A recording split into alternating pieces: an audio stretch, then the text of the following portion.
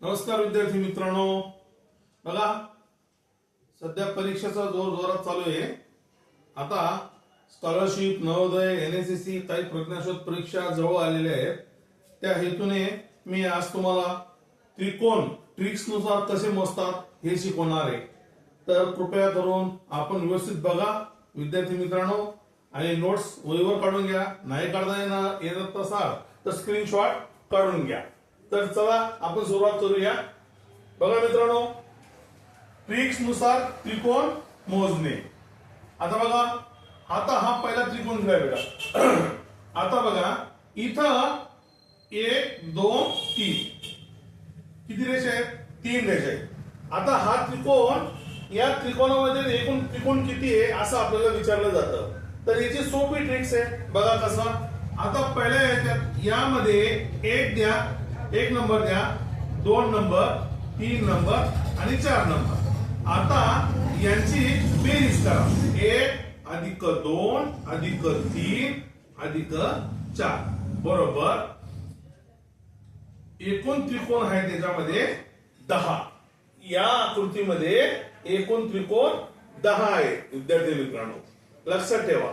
आता दुसरी आकृती बघूया। बघा आता याच्यात 2 बेस दिलेले आहेत। बघा हा एक बेस आहे खालचा आणि हा एक दुसरा बेस आहे। आता यामध्ये अंक टाकूया 1 2 1 आणि 2। आता या अंकांची आपल्याला बेरीज करायची। बघा 1 आणि 2 किती झाले? 3। इथं 1 आणि 2 यांची बेरीज झाली 3। 3 आणि 3 एकूण यामध्ये 6 त्रिकोण आहेत। यामध्ये एकूण 6 त्रिकोण आहेत। आता या आकृतीमध्ये बघा, ही आकृती सहसा परीक्षेला विचारलीच जाते मित्रांनो, व्यवस्थित लक्ष द्या इकडे। बघा आता यामध्ये नंबर द्या, 1 2 3 4 आणि 5। सॉरी या इकडे 4 झाला, 3 इथं 4 इथं 5 आणि हा एक 6। आता बघा विद्यार्थी मित्रांनो, इथे नंबर टाकले आपण 1 2 3 4 5 आणि 6। आता यामध्ये एकूण हे 7 जे नंबर दिले ते 7 त्रिकोण आहे, परंतु यामध्ये 6 त्रिकोण नाही। आता बघा यामध्ये, आता बघा हा एक मोठा त्रिकोण, 6 आणि 1 7 त्रिकोण झाले। आणि हा जो एक खाली दिलेला आहे आपल्याला तो एक त्रिकोण, म्हणजे 8 त्रिकोण। यामध्ये एकूण 8 त्रिकोण आहे। किती त्रिकोण आहेत? एकूण 8 त्रिकोण। आता ही आकृती बघा मित्रांनो, बघा आता इथं बेस किती आहे? हा एक बेस आहे आणि हा इकडे एक बेस दिलेला आहे। तर याचं करायचं कसं बघा। आता इथं नंबर द्या 1 2 आणि 3। इथं 1 आला तर इथं 2 येईल, इथं काय येईल? 2 येईल। मग आता यांची बेरीज करा, 1 2 आणि 3 किती झाले? हे झाले 6 आणि 1 आणि 2 हे झाले 3। यांची बेरीज किती आली? 3। ही आडवी रेषा दिली म्हणून सांगतो, म्हणजे 2 1 म्हणजे 3 झाले। 3 आणि 6, 3 6 आणि 3 बरोबर 9। यामध्ये 9 त्रिकोण आपल्याला दिसत आहेत, परंतु यामध्ये 9 त्रिकोण नाही। यामध्ये 9 वजा 1 बरोबर 8। यामध्ये एकूण 8 त्रिकोण आहेत। ते कसं वजा 1 कसा आला? आपण हा त्रिकोण जो आहे याला आपण डबल मोजला गेलेला आहे। आपण 1 आणि 2 इथं पण मोजला आणि 1 2 3 हा पण मोजला, म्हणून याच्यामध्ये वजा 1 होईल, म्हणून याच्यामध्ये 8 त्रिकोण येतील। आता बघा दुसरी आकृती बघा मित्रांनो। बघा विद्यार्थी मित्रांनो, ही आकृती बघा।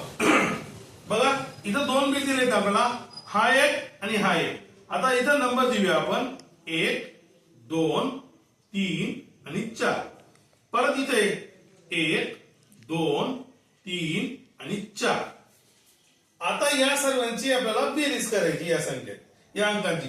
1 अधिक 2 3 3 अधिक 3 6 6 4 10। इथं 10 आले, मग इथं पण 10 येईल. म्हणून यामध्ये 10 अधिक 10 बरोबर 20. यामध्ये एकूण 20 त्रिकोण आहे. फक्त बेस लक्षात ठेवायचा विद्यार्थी मित्रांनो, हा एक बेस आहे आणि हा एक बेस आहे. आता ही आकृतीकडे बघा, ही पण परीक्षेला बऱ्याच वेळेस विचारली जाते प्रज्ञाशोध परीक्षामध्ये.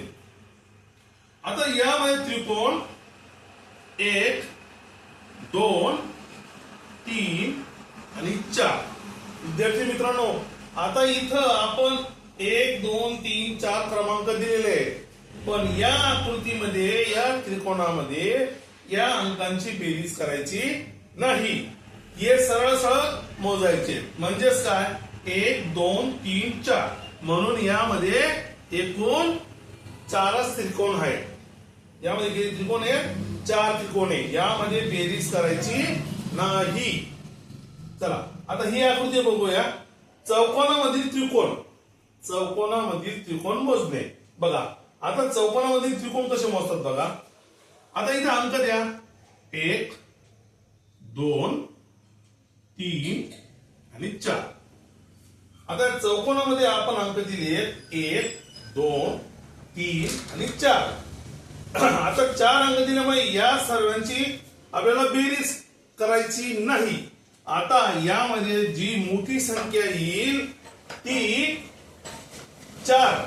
4ला या 4ची दुप्पट करायची आपल्याला. 4 गुणिले 2 म्हणजेच 8. विद्यार्थी मित्रांनो, यामध्ये एकूण 8 त्रिकोण आहे.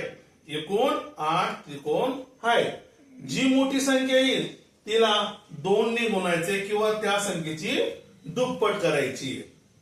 अशा प्रकारे हे त्रिकोण आज मी तुम्हाला सांगितले. उद्या परत चौकोन आणि चौरस याचा व्हिडिओ तयार करून तुमच्यासाठी पाठवेल. विद्यार्थी मित्रांनो, लाईक आणि सबस्क्राईब करा.